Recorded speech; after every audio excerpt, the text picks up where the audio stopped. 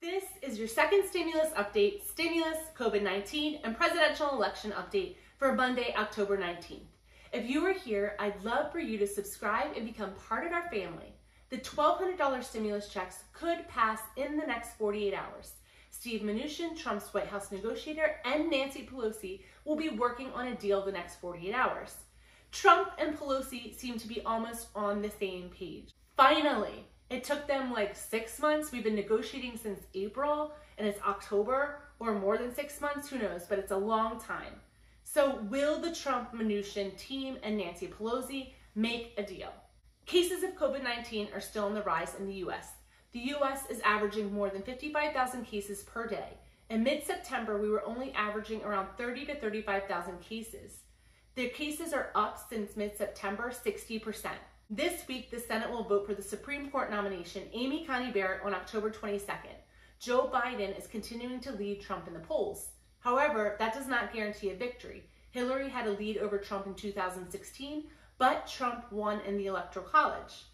My name is Teresa Von Regan, and welcome back. Subscribe and join the family. It's free, and I give you nonpartisan updates that save you time. Let's keep this interesting. Why don't we?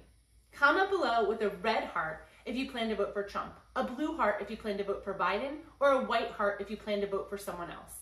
Before we move on, I have a free gift for you. Get a free stock from Webull valued up to $1,400 when you deposit $100. And let me know what stock that you get in the comments. The Webull link is in the description of this video.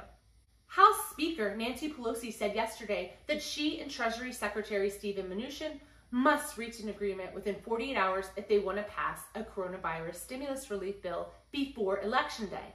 The 48 only relates to if we want to get it done before the election, which we do. Pelosi said in an interview on ABC this week, but we're saying to them we have to freeze the design on some of these things. Are we going to, or are we not? And what is the language? My opinion is Pelosi and Trump need this stimulus. Both are up for re-election, and this would help both of them have more favor in their elections.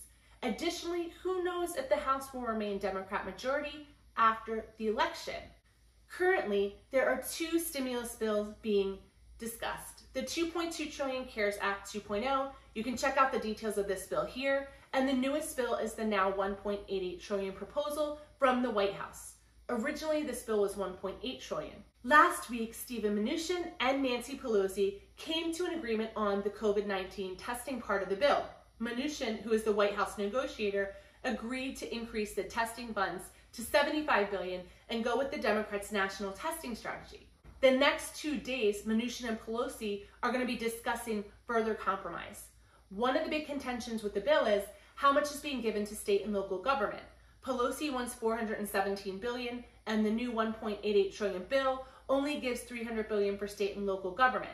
Check out this video to learn more about that $1.88 trillion White House stimulus. The Republicans have a problem with how much is being given to the state and local government because they believe it is a bailout for states that have been mismanaging their budgets. Additionally, there's big contention with the wording of the bill. And let me explain that. The Democrats want the state and local money to be able to be used for pre-COVID debt, and the Republicans only want to allow the money to be used for debt that was accrued during COVID and future funding. So let's review the other differences in the bills. The Republican $1.88 billion bill has $1,200 stimulus checks, $400 weekly unemployment, healthcare and school funding, state and local government funding, and student loan help. The Democrat $2.2 trillion bill has $1,200 stimulus checks, $600 weekly unemployment, more money than the Republicans for healthcare workers, schools, state and local government, and student loan help. Remember, Trump told Fox Business' Stuart Barney this last week that he does think there's a chance a stimulus deal could pass before the election, despite the dwindling time and the stalled talks. The big question is, will stimulus pass before or after the election? My opinion is there's definitely going to be a second stimulus. It's just a matter of when.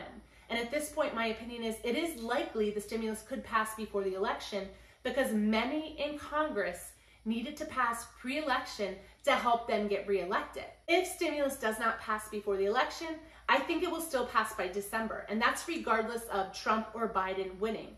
I believe they will make stimulus a priority. If Trump loses, I think he will still pass the stimulus before he passes the baton to Biden, because he's going to consider it his last big thing before he exits office and then leaves with a bang. Check out this video to see the different timelines of how stimulus could pass before the election and when you will get your money. So COVID-19 cases, they still continue to rise in the US. On October 18th, cases hit over 55,000 in one day, and we have been seeing an increase since mid-September when cases were only around 35,000 a day. Deaths are up to 219,000, and US total COVID cases are at 8.1 million. So there's been a recent surge in COVID cases still in Europe. The COVID cases in Europe have surpassed the US. The 27 countries of the European Union and the UK recorded 78,000 cases a day on average after a 7-day period ending on October 12th. And if you want to find out more about how some European countries are actually canceling Christmas, check this video out.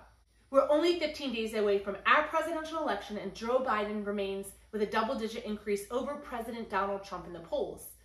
I don't have much faith in the polls, and let me explain why. Most polls are only polling less than 1,000 people. I think they are skewed toward whatever way the polling channel or news group leans. Example, Fox is going to lean more toward Trump, and CNN is going to lead more toward Biden. The Hill reported last week, Democratic presidential nominee Joe Biden's campaign manager, Jen O'Malley Dillon, says the race against Trump is far closer than conventional wisdom suggests.